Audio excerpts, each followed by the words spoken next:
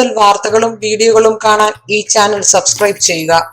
കൂടെ bell button അമർത്തുക. നമസ്കാരം. ഇന്നത്തെ നമ്മുടെ ചിന്താ വിഷയം വിജയം നിങ്ങൾക്കരികെ. വിജയം നിങ്ങൾക്കരികെ എന്ന് പറഞ്ഞാൽ നമ്മുടെ എല്ലാവരുടെ അരികിൽ വിജയമുണ്ട്, തൊട്ടടുത്തുണ്ട്, നമ്മുടെ ഉള്ളം കയ്യിലുണ്ട് വിജയം. അത് എങ്ങനെ നമുക്ക് കരസ്ഥമാക്കാം? നമ്മളെല്ലാവരും ജീവിതത്തിൽ പല സ്ഥലത്തിലും പല വിധത്തിലും തോൽവി സംഭവിച്ച് പരാജയം സംഭവിച്ച് ഇങ്ങനെ ചോദ്യചിഹ്നമായിട്ട് ഇങ്ങനെ നിൽക്കുകയാണ്. ഇനി ഞാൻ എങ്ങോട്ട്, ഇനി ഞാൻ എന്ത് ചെയ്യണം, എങ്ങനെ മുന്നോട്ട് പോകണം? പക്ഷെ എല്ലാവരുടെ അടുത്തും വിജയമുണ്ട്. നിങ്ങളുടെ ജീവിതം, അതിലെ വിജയപരാജയങ്ങൾ, അതിലെ സുഖദുഃഖങ്ങൾ, അത് അറിഞ്ഞോ അറിയാതെയോ ഒക്കെ തന്നെ നാം അനുഭവിച്ചു പോരുന്നുണ്ട്. സുഖദുഃഖങ്ങളും സുഖത്തിനൊരു ദുഃഖമുണ്ട്, ഒരു രാവിനൊരു പകലുണ്ട്. ശരിയാണ്, എല്ലാവരും പറയുന്നു. പക്ഷെ എന്നും സുഖം മാത്രം കിട്ടില്ല എന്നും പറയുന്നു. പക്ഷെ അല്ല, നമുക്ക് എന്നും സുഖം വേണമെന്ന് വിചാരിച്ചാൽ എന്നും ജീവിതത്തിൽ വിധിയായിട്ട് വരുന്ന ദുഃഖങ്ങൾ നമ്മൾ ഏറ്റുവാങ്ങണം. ഉദാഹരണം, ഇപ്പൊ ഒരു മരണം വന്നു, ഒരാൾ വയസ്സായി മരിച്ചു, അല്ലെങ്കിൽ ഒരു മരണം. ഇനി വേറൊരു കാര്യമുണ്ട്, നമുക്ക് എപ്പോൾ മരിക്കണം എന്ന് പോലും നമുക്ക് ചിന്തിക്കാൻ പറ്റും. ഉദാഹരണമായിട്ട് പ്രായമായിട്ടൊരു ആള് മരിക്കുന്നെങ്കിൽ അത് ആ ആളുടെ ആയുസ്സെത്തി മരിക്കുന്ന മരണമാണ്. മറ്റൊന്ന്, ഏതെങ്കിലും സമയത്ത് നമ്മൾ പോകുന്ന സമയത്തൊരു ദുർമരണം അല്ലെങ്കിൽ ഒരു ആക്സിഡന്റ് സംഭവിക്കുന്നു. അതെന്തോ അശ്രദ്ധ കൊണ്ട് സംഭവിച്ചതാകാം. പക്ഷെ നമ്മൾ ഒരു കാര്യം ആലോചിക്കുക, നമുക്ക് എപ്പോൾ മരിക്കണമെന്ന് പോലും ചിന്തിക്കാൻ കാലനല്ല, നമുക്ക് ചിന്തിക്കാനുള്ള അവകാശമുണ്ട്. അതാണ് നമ്മുടെ വിജയം. ആ വിജയത്തിലാണ് നമ്മൾ എത്തേണ്ടത്. അത് ഇങ്ങനെ എല്ലാവരും ചോദിക്കും, പിന്നെ മരിക്കുന്ന നേരം കൂടെ നമ്മൾ തീരുമാനിച്ചിട്ടല്ലേ? നമ്മൾ ഈ ലോകത്തിൽ അറിയപ്പെടാത്ത രണ്ട് കാര്യങ്ങളേ ഉള്ളൂ, നമ്മുടെ ജനനവും മരണവും. പക്ഷെ നമ്മുടെ ജനനം നമുക്കറിയില്ല, മരണം അത് നമുക്ക് ആക്കിയെടുക്കാൻ സാധിക്കും. അതിന് വിജയം എങ്ങനെയാണ്? ഇപ്പൊ ഉദാഹരണമായിട്ട് എല്ലാവരും പറയാണ്, എനിക്കിതൊന്ന് അനുഭവിച്ച് കണ്ടിട്ട്, എൻ്റെ മകളുടെ കല്യാണം കഴിഞ്ഞ് കണ്ടിട്ട് എനിക്ക് മരിച്ചാലും മതി, എനിക്കതൊന്ന് കഴിഞ്ഞിട്ട് മരിച്ചാലും കുഴപ്പമില്ല. അല്ലെങ്കിൽ പറയാണ്, നീ ഒന്ന് നന്നായി കണ്ടിട്ട് എനിക്ക് മരിച്ചാ മതി. ഇങ്ങനെ ഈ മരിച്ചാ മതി എന്ന് മാത്രം നമ്മളൊരു 15 പ്രാവശ്യം ആവർത്തിച്ച് പറഞ്ഞാൽ തീർച്ചയായിട്ടും അത് കഴിയുമ്പോൾ ചിലപ്പോൾ നമ്മൾ മരിക്കാനുള്ള ഒരു സാഹചര്യം ഉണ്ടാവും. നമ്മൾ ഇന്ന് വിചാരിക്കാം, എനിക്ക് എൻ്റെ എല്ലാ വിജയവും കഴിഞ്ഞ്, എൻ്റെ എല്ലാ ചുമതലകളും തീർന്ന്, എൻ്റെ എല്ലാ പ്രതീക്ഷകൾക്കും ഒത്ത് ഞാൻ ജീവിച്ചതിന് ശേഷം മാത്രം ഞാൻ ഇന്ന് ഒരു 75 വയസ്സായിട്ടേ മരിക്കുകയുള്ളൂ. ആ 75 വയസ്സാണ് ആ ജാതകത്തിലോ മറ്റുള്ളതിലൊക്കെ നമ്മുടെ ആയുസ് എഴുതിയിട്ടുണ്ടാവാം. വിചാരിക്കുക, 75 വയസ്സാണ് എൻ്റെ മരണ കാലാവധി. നിങ്ങൾ തീരുമാനിക്കുക നിങ്ങൾക്ക് എപ്പോൾ വേണമെന്ന്. ഇന്ന് തന്നെ മരിക്കുന്നവൻ തീരുമാനിക്കുന്നവൻ മരിക്കാൻ പറ്റും. അതാണല്ലോ ആത്മഹത്യ ചെയ്ത് മരിക്കുന്നത്. അല്ലാതെ നമ്മൾ വിചാരിക്കുകയാണ്, ആയുസ് എടുക്കാൻ വരുന്ന കാലനോട് പോലും പറയാണ്, നമ്മൾ മാർക്കേണ്ടതിൻ്റെ കഥ കേട്ട പോലെ, ഇന്ന് എനിക്ക് മരിക്കേണ്ടത് 75 വയസ്സിലേ ഞാൻ മരിക്കുകയുള്ളൂ. അന്ന് എൻ്റെ എല്ലാ വിജയവും നേടി ജീവിതത്തിൽ ഞാൻ എന്തൊക്കെയോ ആയിത്തീർന്നതിന് ശേഷം മാത്രമേ എനിക്ക് മരണമുള്ളൂ. അപ്പൊ നമ്മൾ എന്ത് ചെയ്യണം? 75 വയസ്സ് വരെ ഞാൻ മരിക്കുന്നു. ആ 75 വയസ്സിൽ എങ്ങനെ മരിക്കുന്നു? ഈ നിങ്ങൾ കണ്ടിട്ടില്ലേ, യോഗികളൊക്കെ മഹാത്മാക്കളൊക്കെ മരിക്കുന്നത് അവർ ചിന്തിക്കുന്ന സമയത്താണ്, അവർ ആഗ്രഹിക്കുന്ന സമയത്താണ്. അവർക്ക് ജാതകം അറിഞ്ഞുകൊണ്ട് മാത്രമൊന്നുമല്ല, അവരുടെ ഗ്രഹനിലയും അല്ലെങ്കിൽ അവരുടെ ആയുസ്സും അവർ രേഖപ്പെടുത്തിയതുകൊണ്ടല്ല. അവർ ചിന്തിക്കുന്നുണ്ട്, എനിക്ക് ഇന്ന രീതിയിലായിരിക്കും എൻ്റെ മരണം, എൻ്റെ മരണം, എൻ്റെ സമയം, എങ്ങനെ മരിക്കണമെന്ന് എനിക്കറിയാം. അത് പലതും പഠിച്ചതുകൊണ്ടല്ല, നമ്മുടെ മനസ്സിനെ പറഞ്ഞ് പഠിപ്പിക്കുകയാണ്. പണ്ടൊരു പോലീസുകാരൻ ഇവിടെ മകളുടെ കല്യാണത്തിന് പാട്ടുപാടിയപ്പോൾ പറഞ്ഞു, എൻ്റെ മകളുടെ കല്യാണം ആയിക്കഴിഞ്ഞാൽ എനിക്ക് മരിച്ചാലും വിരോധമില്ല, അവളെ നല്ലൊരു വിവാഹത്തിലേക്കാക്കി, അവളെ നല്ലൊരു വിവാഹ മണ്ഡപത്തിലേക്ക് കൈപിടിച്ച് കയറ്റുന്ന സമയം എനിക്ക് മരിച്ചാലും മതി. അയാളത് പലവട്ടം ആവർത്തിച്ചുകൊണ്ടേയിരുന്നു.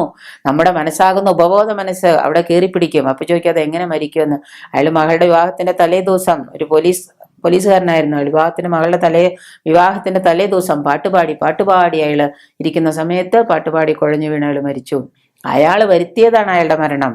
മകളുടെ വിവാഹം കഴിഞ്ഞ് തൻ്റെ ലൈഫിലെ എല്ലാ ആഗ്രഹങ്ങളും കഴിഞ്ഞ് തനിക്കൊരു ജീവിത വിജയം നേടിയതിന് ശേഷം മാത്രമേ താൻ മരിക്കുള്ളൂ എന്ന് ചിന്തിച്ചിരുന്നെങ്കിൽ അയാൾ ആഗ്രഹിക്കുന്ന തലത്തിലേക്ക് അയാൾ മരണത്തെ കൊണ്ടെത്തിക്കായിരുന്നു, വിജയത്തെ കൊണ്ടെത്തിക്കായിരുന്നു. അപ്പൊ നമ്മൾ ചെയ്യേണ്ടത്, ഏത് സാഹചര്യമാണെങ്കിലും ഒരാൾക്കൊരു സന്തോഷവാനോ ദുഃഖിതനോ ആകാൻ സാധിക്കും. ഇപ്പൊ എല്ലാവരും നിന്ന് കരയുന്ന ഒരു മരണ വീട്ടിൽ ചെന്നിട്ട് നമുക്ക് അവിടെ കൈവിട്ടിച്ചിരിക്കാൻ പറ്റില്ല. പക്ഷേ നമുക്ക് ഏത് സാഹചര്യത്തിലും സന്തോഷവാനാകാനോ ദുഃഖിതനാകാനോ, അവിടെ കരയണമെന്ന് തോന്നിയാൽ നമ്മൾ ഉടനെ അവിടെ ചെന്ന് എന്ത് ചെയ്യും? കരയും. ആ മരണ വീട്ടിൽ ചെന്ന് എല്ലാവരുടെയും ദുഃഖത്തിൽ പങ്കെടുക്കും. മന്ത്രിമാരൊക്കെ ദുഃഖത്തിൽ പങ്കെടുക്കാൻ വരാണ്ടിട്ടില്ലേ? അവിടെ വന്ന് ശോകമുഖമായിട്ട് നിന്ന് അതിനെ അവരുടെ അനുശോചനത്തിലൊക്കെ പങ്കെടുത്ത് നമ്മൾ ദുഃഖിതനാണെന്ന് നടിച്ച് ആണെന്ന് ദുഃഖം അനുഭവിച്ചുകൊണ്ട് നമ്മൾ അവിടുന്ന് പുറത്തേക്ക് ഇറങ്ങും. പുറത്തേക്ക് 2 അടി സ്റ്റെപ്പ് ഇറങ്ങി കഴിയുമ്പോൾ തന്നെ എന്ത് ചെയ്യും? നമ്മളുടെ പഴയ ചിന്തകളൊക്കെ മാറ്റി നമ്മൾ ചിരിക്കാൻ തുടങ്ങും. ഏത് സാഹചര്യത്തിലും ചിരിക്കാനും സന്തോഷിക്കാനും ദുഃഖിക്കാനും സങ്കടപ്പെടാനും സന്തോഷിക്കാനും നമുക്ക് അവകാശമുണ്ട്. നമ്മളാണ് വിജയം എങ്ങനെ വേണമെന്ന് തീരുമാനിക്കുന്നത്. വിജയിക്കണമെങ്കിൽ നമുക്ക് എല്ലാവർക്കും വിജയിക്കണം. പക്ഷെ നമ്മൾ വിജയിക്കണമെങ്കിൽ ജീവിതത്തിൽ നിങ്ങൾക്ക് എന്തുണ്ടായിരിക്കണം, നിങ്ങൾ എന്താണ് ആവണമെന്ന് തീരുമാനിക്കണം. ആ ലക്ഷ്യത്തിലേക്കുള്ള ഒരു മാർഗരേഖ നിങ്ങൾ തയ്യാറാക്കണം. നമ്മളിപ്പോൾ ഒരു സ്ഥലത്തേക്ക് പോവുകയാണ്, നമുക്ക് അറിയപ്പെടാത്തൊരു സ്ഥലം. ആ സ്ഥലത്തേക്ക് പോകുമ്പോൾ ഇപ്പം എല്ലാവരും ചെയ്യുന്നുണ്ട്, ഗൂഗിളിലൊരു ഇതെടുത്തിട്ട് എന്ത് ചെയ്യും, ഗൂഗിൾ മാപ്പ് ഇടും. ഗൂഗിൾ മാപ്പ് ഇട്ടിട്ട് അത് നോക്കി വണ്ടി ഓടിച്ച് പോകും. അങ്ങനെ പോയി കുറച്ച് വളഞ്ഞ വഴിയും വല്ല പോക്കറ്റ് റോഡൊക്കെ ഉണ്ടെങ്കിൽ പോലും നമ്മളിപ്പോൾ യൂബറൊക്കെ വിളിക്കുമ്പോൾ കിട്ടുന്ന ആ മാർഗരേഖയിലൂടെ ചെന്ന് നമ്മൾ പറയുന്ന യഥാർത്ഥ പൊസിഷനിൽ, ആ ഡെസിഗ്നേഷൻ സെന്ററിൽ, ആ എവിടെയാണോ നമ്മൾ അടിച്ചത് അവിടെ നമ്മൾ എത്തിച്ചേരും. അതുപോലെയാണ് നമ്മുടെ ജീവിതത്തിലെ ആ വിജയത്തിലേക്ക് എത്തിക്കാനുള്ള ലക്ഷ്യത്തിന് നമ്മളൊരു മാർഗരേഖ ഉണ്ടാക്കണം. അതിങ്ങനെ വളഞ്ഞായിരിക്കാം എങ്കിൽ തന്നെ ആ മാർഗരേഖ ഉണ്ടാക്കുന്നത് വളരെ ശ്രദ്ധാപൂർവം നമ്മൾ ചെയ്യണം. അതായിരിക്കണം നമ്മുടെ അരികെയുള്ള വിജയത്തിന്റെ ലക്ഷ്യങ്ങൾ. ഇനി ഇക്കാര്യങ്ങൾക്ക് പുറമെ വിജയിക്കാൻ ഉതകുന്ന വിശ്വാസ രീതികൾ അത് പ്രധാനമാണ്. ഇപ്പൊ നമ്മൾ മാർഗരേഖ ഉണ്ടാക്കി വിജയിക്കാൻ പോവാണ്. എനിക്ക് വിജയിക്കണമെന്ന് ആഗ്രഹമുണ്ട്, എല്ലാവർക്കും ആഗ്രഹമുണ്ട് വിജയിക്കണമെന്ന്. പക്ഷെ അവിടെ ചെയ്യേണ്ടത് വിജയിക്കാൻ ഉതകുന്ന രീതിയിലുള്ള ആ ലക്ഷ്യത്തിലേക്ക് എത്തുമ്പോൾ നമ്മൾ അതിന് വിശ്വസിക്കണം, ബിലീഫ് വേണം. എന്നെ തന്നെ ഞാൻ വിശ്വസിക്കണം. ഞാന് എന്ന് പറയുന്ന വസ്തു, ഞാൻ, എന്നെ, ആര് എന്ന് പറയുന്ന വസ്തുവിനെ നമ്മൾ ആദ്യം വിശ്വസിക്കണം. ചുറ്റുപാടുള്ളവരെല്ലാം വിശ്വസിക്കേണ്ടത്. എല്ലാവരും പറയുന്നൊരു കാര്യമുണ്ട്, നീ ആരെ സ്നേഹിക്കുന്നു എന്ന് ചോദിക്കുമ്പോൾ പറയും, എൻ്റെ ഭാര്യയെ സ്നേഹിക്കുന്നു, അല്ലെങ്കിൽ എൻ്റെ ഭർത്താവിനെ സ്നേഹിക്കുന്നു, എൻ്റെ മക്കളെ സ്നേഹിക്കുന്നു, അല്ലെങ്കിൽ എൻ്റെ അച്ഛനെ സ്നേഹിക്കുന്നു, അമ്മയെ സ്നേഹിക്കുന്നു, എൻ്റെ കൂട്ടുകാരനെ, അല്ലെങ്കിൽ കാമുകനെ, കാമുകി. ഇതൊന്നുമല്ല, ഇവരെ ഒന്നുമല്ല നമ്മൾ സ്നേഹിക്കേണ്ടത്. നമ്മൾ ആദ്യം നമ്മളെ തന്നെ സ്നേഹിക്കുക. നമ്മൾ നമ്മളെ തന്നെ സ്നേഹിക്കുകയും ഞാൻ എന്നെ തന്നെ സ്നേഹിക്കുകയും ചെയ്യുന്ന ഒരുത്തനെ വിജയത്തിലെത്താൻ സാധിക്കുകയുള്ളൂ. എന്നിട്ട് നമ്മൾ നമ്മുടെ ചുറ്റുപാട് നിൽക്കുന്നവരെ സ്നേഹിക്കുക. അപ്പോൾ നമ്മൾ ആദ്യം ആരെ സ്നേഹിക്കുന്നു എന്ന് ചോദിച്ചാൽ എല്ലാവരും പറയുമോ, ഞാൻ എൻ്റെ കാമുകനെ സ്നേഹിക്കുന്നു, അല്ലെങ്കിൽ എൻ്റെ ഇഷ്ടപ്പെട്ട പെൺകുട്ടിയെ സ്നേഹിക്കുന്നു. അതിനു മുമ്പ് നമ്മൾ നമ്മളെ സ്നേഹിക്കാൻ പഠിക്കുക. എന്നിട്ട് നമ്മൾ എന്ത് ചെയ്യുക, വിശ്വസിക്കുക.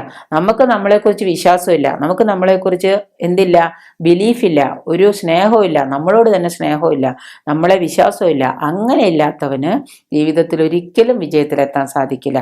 മറ്റുള്ളവരൊക്കെ വിശ്വാസമുണ്ട്, എന്നെ മാത്രം എനിക്ക് വിശ്വാസമില്ല, ഞാൻ എന്ത് ചെയ്താലും വിജയിക്കില്ല, ഞാൻ എന്ത് ചെയ്താലും ലക്ഷ്യത്തിലെത്തില്ല, ഞാൻ എന്നൊരു തോൽവിയാണ്. എല്ലാവരും പറഞ്ഞല്ലോ, ഇത് ഭയങ്കര പരാജയമായി പോയിട്ടോ. പക്ഷെ അങ്ങനെ തോൽവി എന്ന് ചിന്തിക്കുന്നവൻ എന്നും തോൽവിയേ ഉണ്ടാവുള്ളൂ. അതിനു പകരം നമ്മൾ ആദ്യം നമ്മളെ വിശ്വസിക്കുക. മറ്റുള്ളവരെന്ത് പറയും, ഞാൻ എന്നെ വിശ്വസിച്ചാൽ എനിക്ക് കഴിയും. അതുകൊണ്ടാണ് നമ്മളിലേക്ക് ഇറങ്ങിച്ചെന്ന് നമ്മൾ ആരാണെന്ന് പഠിക്കണം ആദ്യം.